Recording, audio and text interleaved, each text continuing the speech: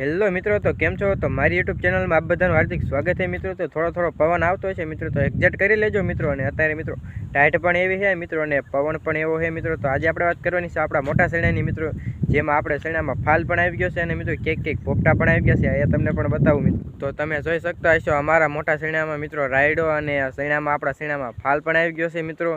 અને રાયડો પણ એવડો મોટો થઈ ગયો છે. તો તમે જોઈ શકતા છો જે નીંદવાનું પાછળથી શરૂ કર્યું છે, એટલે મિત્રો આન કરી મિત્રો ખોડા બાજુ પહોંચ્યા નથી મિત્રો, તમે જોઈ શકતા છો. અને રાયડો અમારો થઈ ગયો છે મોટો, અને અમારા શીણાને ફાલ પણ આવી ગયો છે. અને તમે શિયાળુ પાકમાં શું કર્યું છે તે કોમેન્ટ મારી દેજો મિત્રો. અને જો તમે શિયાળુ પાકમાં શીણા કર્યા હોય, તો તમારા શીણામાં પોપટા આવ્યા હોય તો કોમેન્ટ મારવાનું ના ભૂલતા.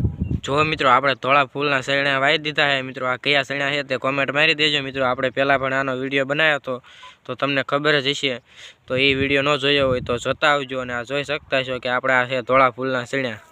અને આ તમે જોઈ શકતા છો રાયડા ને ફૂલ પણ આવી ગયા છે મિત્રો. તમે જોઈ શકતા છો કે રાયડો કેવડો થઈ ગયો છે. આ છોડવામાં તમે જોઈ શકતા છો કે આ છોડવામાં પોપટા આપણે લાગી ગયા છે. અને આવી રીતે કેટલાય છોડવામાં પોપટા લાગી ગયા છે. હવે બધી શરૂ થઈ ગયા છે પોપટા લાગવાનું મિત્રો. તો આ મારો વિડીયો ગમ્યો હોય તો લાઈક, શેર અને યુટ્યુબ ચેનલને સબસ્ક્રાઈબ કરવાનું ના ભૂલતા. જય હિન્દ, જય ભારત.